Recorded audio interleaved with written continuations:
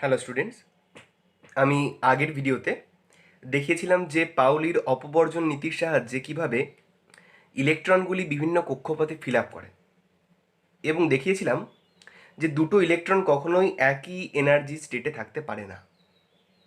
তার উপর ডিপেন্ড করে আমি শুধুমাত্র একটি অ্যাটমের জন্য ইলেকট্রনের যে কনফিগারেশন ছিল সেটা দেখিয়েছিলাম এবং আমি এটাও দেখিয়েছিলাম যে দুটো যখন অ্যাটম পাশাপাশি থেকে ওভারল্যাপ করবে বা বন্ড গঠন করছে তখন কেন দুটো অ্যাটমের একই রকম ইলেকট্রনিক কনফিগারেশন একসাথে থাকতে পারে না পাশাপাশি। তার কারণরূপে বলেছিলাম যে যখন দুটো অ্যাটম ওভারল্যাপ করছে তখন কিন্তু তাদের এই 1s 2s 2p 3s 3p এগুলো কিন্তু অ্যাটমিক অরবিটাল থেকে ওটা হয়ে যায় মলিকিউলার অরবিটাল। অ্যান্ড পাউলির নীতি শুধুমাত্র একটি অ্যাটমের জন্য নয়, একটি মলিকিউলের জন্য হতে পারে বা একটা টোটাল সলিডের জন্য কিন্তু হতে পারে। তার কারণের জন্য যদি এরকম কিছু স্ট্রাকচার একই ইলেকট্রনিক কনফিগারেশন রেখে দেয় তাহলে প্রবলেমটা হচ্ছে যে প্রতি জোড়া জোড়া করে একই রকম দুটোর জন্য আমি দেখতে পাচ্ছি এই আপের সঙ্গে এই আপ আইডেন্টিক্যাল হয়ে যাচ্ছিল এবং এই ডাউনের সঙ্গে এই ডাউন আইডেন্টিক্যাল হয়ে যাচ্ছে 1s এর মধ্যে। একই রকমভাবে 2s 2p 3s 3p যা যা রয়েছে ইলেকট্রন সর্বত্র কিন্তু একটার সঙ্গে অপরটা আইডেন্টিক্যাল হয়ে যাচ্ছে এবং তখন কি হয়ে যাচ্ছে, তখন কিন্তু পাউলি কি হয়ে যাচ্ছেন, তখন হয়ে যাচ্ছিলেন এক্সট্রিমলি স্যাড।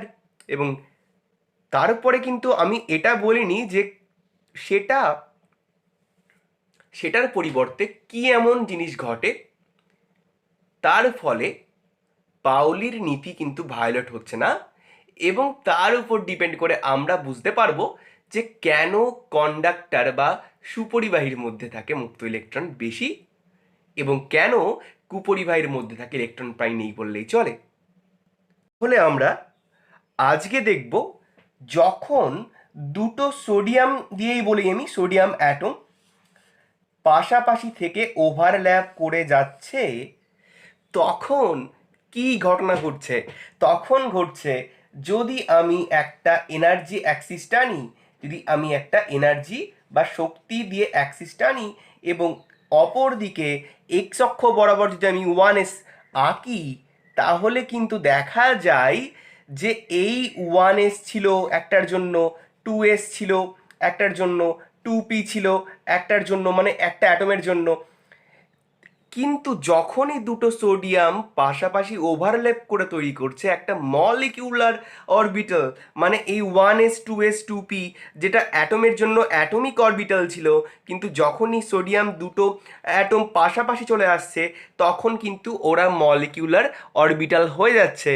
তার মানে হচ্ছে যে আমি আগেই দেখিয়েছি যে দুটো পাশাপাশি সোডিয়ামের অ্যাটমিক অরবিটাল একই সাথে কিন্তু ইলেকট্রনিক কনফিগারেশন একই রকমভাবে রাখতে পারবে না। তার পরিবর্তে কি হবে, তার পরিবর্তে প্রতিটা 1s 2s বা 2p দুটো অ্যাটমের জন্য এটা কি হবে, এটা দুটো পার্টে ভাগ হয়ে যাবে। মানে একটা যদি 1s হয় তাহলে পরেরটা হবে 1s স্টার। একই রকমভাবে যদি এটা 2s হয় একটার জন্য তাহলে অপর অ্যাটমের জন্য, মানে একটা সোডিয়ামের জন্য যদি 2s অরবিটাল ইলেকট্রন থাকে তাহলে কিন্তু পরবর্তী সোডিয়াম যাদের মধ্যে ওভারল্যাপ হয়েছে সেটার যে ইলেকট্রনিক কনফিগারেশন সেটা কিন্তু আর 2s এ যাবে না, সেটা চলে যাবে পরবর্তী ওর থেকে সামান্য এনার্জির ডিফারেন্সে 2s স্টারে চলে যাবে। এবং একই রকমভাবে 2p star, 3s star, 3p star and 3d star এরকম করে চলতে থাকবে। তোমরা দেখবে এই ব্যাপারটা তোমরা অবশ্যই কেমিস্ট্রির মধ্যে পড়ে থাকবে এবং তোমরা সবাই জানো আশা করি যে এই যে লোয়ার এনার্জি স্টেটের যে অরবিটাল রয়েছে 1s, এই 1sটাকে বলা হয় বন্ডিং অরবিটাল, 1sটাকে বলা হয় বন্ডিং অরবিটাল। অ্যান্ড যে 1s স্টার মানে সামান্য হায়ার রয়েছে তো এটাকে বলা হয় anti bonding orbital, anti bonding orbital. একই রকমভাবে কিন্তু আমাদের 2s কেও বলা হবে বন্ডিং অরবিটাল অ্যান্ড আমাদের 2s স্টারকে বলা হবে অ্যান্টিবন্ডিং অরবিটাল। কিন্তু আমরা এই জিনিসগুলোকে অত ডিটেলসে যাচ্ছি না, আমরা শুধু এটা বুঝতে পারছি যে দুটো আলাদা আলাদাভাবে মানে এই রকমভাবে আলাদা আলাদা অ্যাটমের সোডিয়াম এর জন্য এটা একই রকম ইলেকট্রনিক কনফিগারেশন রাখলে আমরা কিন্তু দেখতেই পাচ্ছিলাম আগের ভিডিওতে যে পাউলি কী হচ্ছিলেন, এক্সট্রিমলি স্যাড হচ্ছিলেন। তার কারণ হচ্ছে তার নীতিটা পুরোপুরিভাবে ভায়োলেট করছে। কিন্তু তার পরিবর্তে আমি কি বললাম, তারা এই রকম ইলেকট্রনিক কনফিগারেশন একই রকমভাবে না রেখে তারা তৈরি করে এই রকম টাইপের 1s অ্যান্ড 1 স্টার। এর ফলে কি হয়, এর ফলে হচ্ছে যে যদি এই সোডিয়ামের জন্য প্রথমের যে এর জন্য 11টি ইলেকট্রন রয়েছে, এর জন্য 11টি ইলেকট্রন রয়েছে, যদি এর প্রথমে ফিল আপ করতে যাই, যদি আমি এর প্রথমে ফিল আপ করতে যাই, তাহলে প্রথম যে দুটো 1s থাকবে, ধরে নিচ্ছি এর জন্য রয়েছে 1s দুটো রয়েছে, কিন্তু যখন আমি এর ফিল আপ করতে যাব তখন কিন্তু যে দুটো ইলেকট্রন থাকবে 1s সেটা কিন্তু 1s আর থাকবে না, সেটা চলে যাচ্ছে 1 স্টারে। মানে এর জন্য থাকবে এই দুটো ইলেকট্রন, মানে হচ্ছে যে এই দুটো ইলেকট্রন হচ্ছে এর জন্য, আর উপরে যে ব্ল্যাক কালারে দিয়েছি সেটা হচ্ছে এর জন্য। এভাবে কি হচ্ছে, এভাবে কিন্তু দুটো অ্যাটম একই সাথে থেকে ওদের ইলেকট্রনিক কনফিগারেশন রাখছে, কিন্তু একই রকমভাবে নয়। একটা অ্যাটমের জন্য 1s থাকছে, একটার জন্য থাকছে 1s স্টারে। এর ফলে কিন্তু আমাদের পাউলির অপবর্জন নীতি বা পাউলিজ এক্সক্লুশন প্রিন্সিপাল কখনোই ভায়োলেট হচ্ছে না। অ্যান্ড একই রকমভাবে যদি এর জন্য 2s দুটো থাকে এরকমভাবে, তাহলে এর জন্য যে পরবর্তী যে আমাদের সোডিয়ামটা রয়েছে তার জন্য কিন্তু থাকবে তার উপরে 1s স্টারে। অ্যান্ড একই রকমভাবে আমি 2p স্টারটা দিইনি, আমি দিয়ে দিচ্ছি 2p স্টার।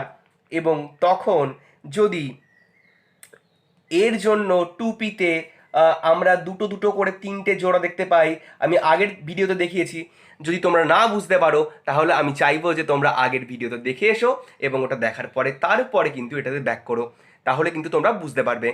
অ্যান্ড আমি চলে আসি, তো আমি কি বলছিলাম, যদি এর জন্য 2pতে 6টা থাকে এবং এর জন্য কিন্তু 2pতে থাকবে না, ওটা চলে যাচ্ছে 2p স্টারে চলে যাবে। একই রকমভাবে কিন্তু 6টা থাকবে। এর ফলে কি হচ্ছে, এর ফলে কিন্তু দুটো অ্যাটমের ওভারল্যাপ হওয়ার পরেও কিন্তু ওরা স্বতন্ত্রভাবে একই রকম স্ট্রাকচার না রেখে ওদের কিন্তু অরবিটালটা মলিকিউলার অরবিটাল হয়ে যাচ্ছে। এবং তখন ওরা একটা 1s থাকলে তার পরেরটা কিন্তু সামান্য হায়ার এনার্জি স্টেট 1 স্টার। মানে আমি বলতে চাইছিলাম কেমিস্ট্রির ভাষায়, বন্ডিং অরবিটালে একটা থাকলে মানে একটা জোড়া থাকলে ইলেকট্রনের, তো অপর যে ইলেকট্রনের জোড়া থাকবে অ্যান্টি বন্ডিং অরবিটালে। মানে এই সোডিয়ামের জন্য সমস্ত bonding orbital 1s 2s 2pতে electron থাকবে, এবং এই সোডিয়ামের জন্য সমস্ত অ্যান্টি বন্ডিং অরবিটাল মানে 1s star 2s star 2p star 3s star, এগুলোতে কিন্তু সমস্ত ইলেকট্রন থাকবে। ফলে পাউলিস প্রিন্সিপাল কিন্তু আমাদের কি হচ্ছে, ভায়োলেট হচ্ছে না। এইবার তোমাদের মনে কোশ্চেন হচ্ছে, যদি দুটো না থেকে 3টে থাকতো তাহলে কি হতো?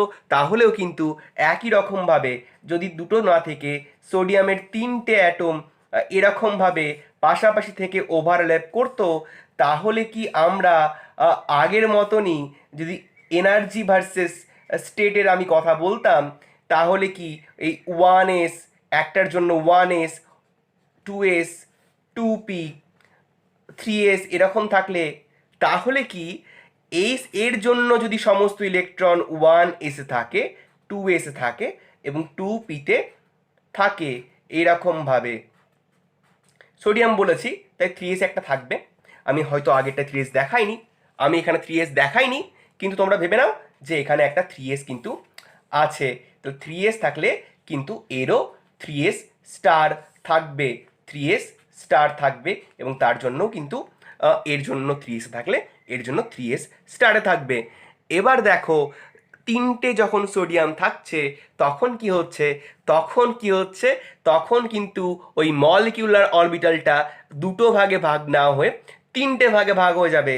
মানে এখানে স্লাইট এনার্জি ডিফারেন্সে আমি কিন্তু এখানে 3টে আঁকবো, এবং এখানে কি হবে, 3টে ভাগে ভাগ হবে। একই রকমভাবে 2sএও 3টে ভাগে ভাগ হবে, এবং 2pতেও কিন্তু তিনটে ভাগে ভাগ হবে, এবং 3s-এও কিন্তু তিনটে ভাগে ভাগ হবে। এবং প্রতিটা সোডিয়ামের জন্য কিন্তু কি হচ্ছে, প্রতিটা ডিফারেন্ট ডিফারেন্ট কিন্তু 1s যদি এটাতে থাকে তাহলে এটা কিন্তু এখানে দুটো থাকবে, এবং এর জন্য থাকবে পরবর্তী দুটোতে। যদি আমি এর জন্য 2s এখানে থাকে দুটো, তাহলে এর জন্য থাকবে এখানে দুটো, এবং এর জন্য থাকবে উপরে দুটো। একই রকমভাবে এর জন্য যদি 2p-তে 6টা থাকে মিডলটাই, তাহলে এর জন্য বা নিচেরটাই, তাহলে ওর জন্য একই রকমভাবে 6টা, মানে উপরে এরকমভাবে এরকমভাবে থাকবে, এবং একই রকমভাবে এর জন্যও উপরে থাকবে। মানে আমি বুঝতে পারছি যটা অ্যাটম ওরা পাশাপাশি থেকে ওভারল্যাপ করে যাচ্ছে, তখন কি হচ্ছে, প্রতিটা 1s 2s 2p 3s 3p 3d 4s 4d 4f প্রতিটাই কিন্তু কি হবে, ততগুলো পার্টে ভাগ হয়ে যাবে স্লাইড এনার্জি চেঞ্জের মাধ্যমে, যতগুলো অ্যাটম ওভারল্যাপ করেছে।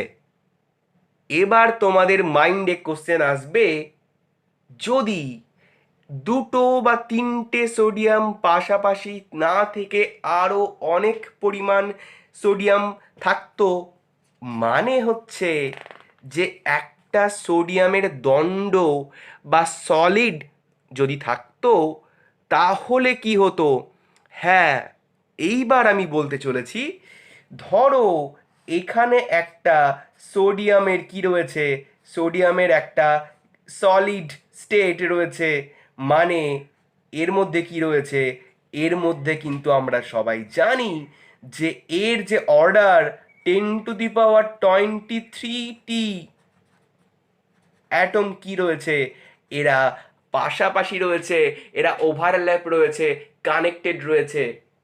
এবার আমাদের প্রবলেমটা কি, আমি দেখো একটু আগেই বললাম, যদি থাকে আমাদের দুটো অ্যাটম পাশাপাশি, তাহলে প্রতিটা 1s 2s 2p 3s 3p দুটো করে ভাগ হচ্ছে, এবং একটা 1s একটা 1s স্টার, একটা 2s একটা 2s স্টার, এটা ভাগ হয়ে প্রতিটা অ্যাটমের জন্য ডিফারেন্ট ডিফারেন্ট 1s বা 1 স্টারে অ্যাটমের মধ্যে ইলেকট্রনিক কনফিগারেশন চলে আসছে। অ্যান্ড একই রকমভাবে যদি আমি বলি তিনটে অ্যাটম রয়েছে ওভারল্যাপ করে, তাহলে প্রতিটা 1s 2s 2p 3s, মানে এই যে অ্যাটমিক অরবিটাল যেগুলো ছিল, যখন এই মলিকিউলার অরবিটাল চলে আসছে, তখন কি হচ্ছে, ওগুলো কিন্তু ততগুলো পার্টে ভাগ হচ্ছে যতগুলো আমাদের অ্যাটম ওভারল্যাপ করেছে। কিন্তু আমরা যদি দেখি সলিডের কথা, তাহলে সলিডে রয়েছে দুটো বা তিনটে নয়, সলিডে কিন্তু দুটো বা তিনটে নয়, এর মধ্যে রয়েছে হিউজ পরিমাণ, মানে 10⁻23 সংখ্যক অ্যাটম পাশাপাশি রয়েছে। তাহলে কি ওই প্রতিটা 1s 2s 2p ওরা কি 10⁻23টি ভাগ হবে? হ্যাঁ, এইখানেই সেই কোশ্চেন। যদি আমি আবার এনার্জি ভার্সেস স্টেট দিই, তাহলে একটার জন্য আমি একটা অ্যাটমের জন্য প্রথমে এঁকে নিচ্ছি 1s, তার উপরে কি রয়েছে, তারপরে রয়েছে 2s, একটার জন্য আঁকছি, কিন্তু তোমরা কিন্তু গুলিয়ে ফেলবে না ব্যাপারটা কিন্তু। তারপর 2p রয়েছে, আরও রয়েছে 3s 3p, আমি আঁকছি না। আমি যেটা বলতে চাইছি সেটা হচ্ছে, যদি দুটো অ্যাটম থাকে তাহলে 1s অ্যান্ড 1 স্টারে ভাগ হচ্ছে, 2s 2s স্টারে ভাগ হচ্ছে, 2p 2p স্টারে ভাগ হচ্ছে। তিনটে থাকলে কি হচ্ছে, তিনটে থাকলে আমি দেখছিলাম একটু আগেই যে তিনটে ভাগে ভাগ হচ্ছে, 1s এ তিনটে ভাগ, 2s এ তিনটে ভাগ, 2p-তে তিনটে ভাগ, যতগুলো থাকবে 3s এ 3p-তে 3d-তে 4s 4d 4f সবগুলোতে তিনটে করে ভাগ হচ্ছে। কিন্তু এখানে তো 10⁻23টি অ্যাটম রয়েছে। তাহলে পাউলির এক্সক্লুশন প্রিন্সিপালটাকে বজায় রাখার জন্য, তাহলে তো 1s বা 2s বা 2p বা 3s বা 3p প্রতিটারই 10⁻23টি করে ভাগ হতে হবে। এবার আমি এখানে 1s এর 10⁻23 লাইন, মানে ভাবো 10⁻7 মানে 1 কোটি, 10⁻7 মানে 1 কোটি। তাহলে এখানে 10⁻23টি ভাগ 1s এ, 10⁻23টি ভাগ 2s এ, 10⁻23টি ভাগ 2p-তে, একই রকমভাবে 3s এ 3p-তে। আমি কখনোই এখানে 10⁻23 1s আমি আঁকার সম্ভাবনা আমার নেই। আমি কি করব, আমি ধরে নিচ্ছি যে ওই যে 10⁻23 ভাগ হবে তার হায়ার লেভেলটা, তার হায়ার যে লেভেলের এনার্জি রয়েছে সেটা ধরে নিচ্ছি এইখানে পৌঁছবে, এবং এর মাঝে 10⁻22টি রয়েছে, 10⁻23টি রয়েছে, এর মাঝে আমি আঁকবো কি করে? আমি তখন আঁকতে পারবো না। আমি এরকমভাবে 10⁻23টা লাইন আমি আঁকতে পারি না। আমি তখন কি করে দেবো? আমি এটাকে তখন কি করে দেবো? আমি তখন এটাকে করে দেবো এরকম সেট করে দেবো। আমি তখন সেট করে দিচ্ছি। আমি ভেবে নিচ্ছি যে এর মাঝে কি রয়েছে? এর মাঝে রয়েছে 10⁻23টি লাইন, 10⁻23টি লাইন। অ্যান্ড একই রকমভাবে 2s-এও কিন্তু কি রয়েছে? এরকমভাবে 10⁻23 লাইন রয়েছে। আমি তখন কিন্তু একই রকমভাবে আমি 2p-তেও কিন্তু 10⁻23 লাইন রয়েছে। এরকমভাবে 10⁻23টি লাইন, প্রতিটাতে 1s-এ, 2s-এ, 2p-তে, 3s-এ, 3p-তে, 3d-তে রয়েছে। তখন কি হবে?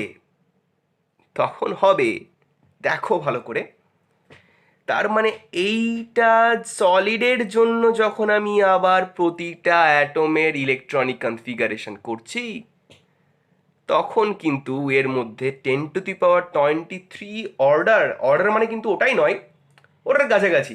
তো অতগুলো কি রয়েছে? অ্যাটম রয়েছে, এবং সবার জন্য কি হবে?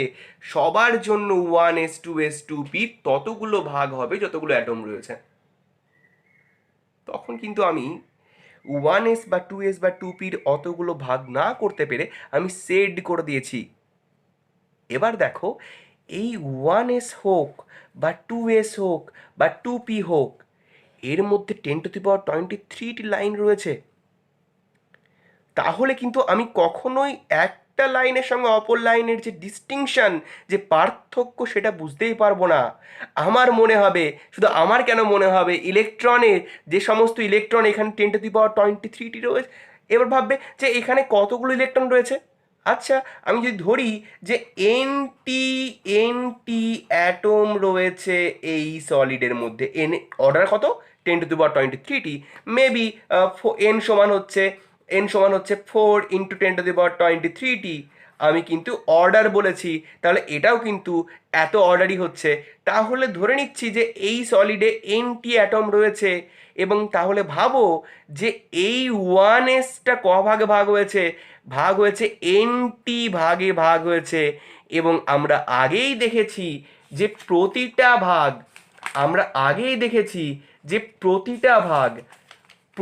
ভাগ কি রয়েছে? প্রতিটা 1s-এর ভাগ দুটো করে ইলেকট্রন নেয়। তাহলে এখানে যদি এনটি ভাগে ভাগ থাকে প্রতিটা ভাগ, তাহলে প্রতিটা ভাগ যদি দুটো করে নেয়, তাহলে এর মধ্যে থাকবে হচ্ছে 2n, 2nt electron, 2nt electron. একই রকমভাবে এখানেও কিন্তু দুটো করে নেয়, তো এখানে হবে 2nt ইলেকট্রন। কিন্তু 2p কিন্তু আমাদের কি প্রতি ভাগে 6টা করে নেয়। তোমরা একটু আগে দেখে নেবে, তো এখানে 6টা করে একটা ভাগে নেয়, এবং ভাগ রয়েছে nটি ভাগ। তাহলে কিন্তু এখানে কি 6nt ইলেকট্রন থাকবে। এবার বোঝো, তাহলে এখানে কি 2nt ইলেকট্রন এর মধ্যে রয়েছে এই পুরো স্তরের মধ্যে, এখানেও 2nt রয়েছে পুরো স্তরের মধ্যে, এখানেও রয়েছে 2nt পুরো স্তরের মধ্যে। এবং এই যে 2nt ইলেকট্রন প্রতিটা বিভিন্ন স্তরে রয়েছে, তাদের কাছে কিন্তু প্রতিটা স্তর এত ক্লোজ থাকে যে ওদের কাছে এই 10⁻23 অর্ডার বা এনটি যে ভাগ রয়েছে, এই ভাগ কিন্তু তারা কি করবে? তারা বুঝতেই পারবে না। তাদের কাছে কিন্তু এই পুরো এই পুরো পার্টটা কি মনে হবে? এই পুরো পার্টটা মনে হবে একটা কন্টিনিউয়াস এনার্জি, বা আমি বলতে পারি এনার্জি কন্টিনিউয়াম, এনার্জি কন্টিনিউয়াম। মানে এটা কিন্তু আর কোনো রকম মলিকিউলার বা অ্যাটমিক অরবিটাল থাকবে না, এটা হয়ে যাবে কিন্তু আমাদের নতুন কিছু নাম, এনার্জি কন্টিনিউয়াম বা কন্টিনিউয়াস এনার্জি। এটাকে আমরা নাম দিয়েছি, এইগুলোকে প্রতিটাকে আমরা নাম দিচ্ছি, এই যে স্তর রয়েছে, এই যে স্তর রয়েছে, স্তর রয়েছে, এগুলোকে আমরা নাম দিচ্ছি এনার্জি ব্যান্ড, এনার্জি ব্যান্ড। আর এই যে আমি থিওরিটা বোঝালাম, তো সেটা আমরা সবাই বলতে পারি যে it's called band theory, it's called energy band theory. তাহলে আমরা আজকে কি বুঝলাম? আমরা বুঝলাম যে কিভাবে আহ, দুটো মলিকিউল বা দুটো অ্যাটম যখন ওভারল্যাপ করে গেছে এবং তখন কি হচ্ছে, তখন প্রতিটা 1s এর দুটো করে ভাগ হচ্ছে এবং প্রতি ভাগে কি থাকছে, দুটো করে ইলেকট্রন থাকছে। এবং আমি যখন দেখছি তিনটে সোডিয়াম অ্যাটম যখন ওভারল্যাপ করছে, তখন প্রতিটা 1s 2s 2p 3s 3p 3d প্রতিটাই তিনটে করে ভাগ হচ্ছে এবং প্রতিটা তিনটে আলাদা আলাদা ভাগে প্রতিটা তিনটে আলাদা আলাদা অ্যাটমের ইলেকট্রনিক কনফিগারেশন হচ্ছে। এর ফলে পাউলির নীতি কিন্তু ভায়োলেট হচ্ছে না। এবং যখন আমরা চলে এলাম সলিডের মধ্যে, তখন তখন কি হচ্ছে, তখন 10⁻23 অর্ডারে কিন্তু অ্যাটম থাকছে যারা ওভারল্যাপ করেছে। এবং তখন কি হচ্ছে, প্রতিটা 1s 2s 2p 3s 3p 3d সবাই কিন্তু 10⁻23টি ভাগে ভাগ হচ্ছে এবং ওরা এত ক্লোজ রয়েছে, ওদেরকে কিন্তু আলাদা করে ডিস্টিংক্টভাবে চেনা যাবে না। তখন ওরা হয়ে যাচ্ছে কন্টিনিউয়াস এনার্জি। এবং আমরা তখন ওই 1sটাকে আর না আমরা অ্যাটমিক অরবিটাল বলছি, না আমরা বলছি মলিকিউলার অরবিটাল, আমরা তখন বলছি ওটাকে এনার্জি ব্যান্ড। এবং আমি একটা উদাহরণ দিয়ে বুঝিয়েছি যে যদি ওই নাম্বার অফ অ্যাটম যদি আমি এনটা ধরি, তাহলে প্রতিটা 1s ভাগ হবে এনটি ভাগে এবং প্রতিটা 2s ভাগ হবে এনটি ভাগে এবং প্রতিটা 2pও ভাগ হবে কিন্তু এনটি ভাগে। একই রকমভাবে 3sও এনটি ভাগে, 3pও এনটি ভাগে, 3dও এনটি ভাগেই ভাগ হবে। এবং আমি দেখেছি যে 1sে থাকবে হচ্ছে ম্যাক্সিমাম 2nt ইলেকট্রন, 2s থাকবে ম্যাক্সিমাম 2nt ইলেকট্রন এবং 2pতে থাকবে 6nt ইলেকট্রন। কারণ 2pতে তিনটে করে এক একটা ভাগে তিনটে করে ইলেকট্রন, তিনটে করে জোড় মানে 6টা থাকে। তাহলে এনটি ভাগ হলে সেটা 6nt ইলেকট্রন আমরা পাবো ওই 2p এনার্জি ব্যান্ডের মধ্যে। কিন্তু 1s এর ক্ষেত্রে বা 2s এর ক্ষেত্রে আমরা কিন্তু 2nt করে ইলেকট্রন পাবো যদি এনটি অ্যাটম ওরা ওভারল্যাপ করে থাকে। তাহলে আজকে কিন্তু আমরা কি জানলাম, আজকে আমরা সলিডের ক্ষেত্রে কিন্তু এনার্জি ব্যান্ড এর ব্যাপারটা বুঝতে পারলাম। এবার এই যে এনার্জি ব্যান্ড, সেটা কিন্তু সলিডের জন্যই হবে। তুমি যদি ভাবো যে ফ্রি গ্যাস মলিকিউল, যেমন আমরা কি পড়েছিলাম, যদি গ্যাসের জন্য কি হয়, দুটো অ্যাটমের মাঝে কি থাকে, দুটো অ্যাটমের মাঝে কোনো রকম ইন্টারাকশন থাকে না আইডিয়াল গ্যাসের জন্য। তো তখন কি হবে, তখন কিন্তু এরা কিন্তু কেউই ওভারল্যাপ করছে না। তখন কি হয়, তখন কিন্তু ইচ অ্যান্ড এভরি সোডিয়াম এর জন্য আমরা কি পাবো, আমরা কিন্তু এই রকম ডিফারেন্ট অ্যাটমের জন্য কিন্তু আমরা সবার জন্য কি পাবো, এরকম স্ট্রাকচার পাবো। কিন্তু যখন সলিড হয়ে যাচ্ছে, তখন কিন্তু আমরা এরকম এনার্জি ব্যান্ড হয়ে যাচ্ছে, কারণ তখন একাধিক অ্যাটম ওরা ওভারল্যাপ করছে। তো এই ব্যাপারটা আজকে এই পর্যন্তই থাকলো। এর পরবর্তী আমরা দেখব যে ব্যান্ড থিওরি ইউজ করে কিভাবে কন্ডাক্টরের মধ্যে ফ্রি ইলেকট্রন সৃষ্টি হয় আর ইনসুলেটরের মধ্যে ফ্রি ইলেকট্রন সৃষ্টি হয় না। এটা কিন্তু পার্ট 2, আর এরপরে আসবে পার্ট 3। আজকের ভিডিওটা এই পর্যন্ত।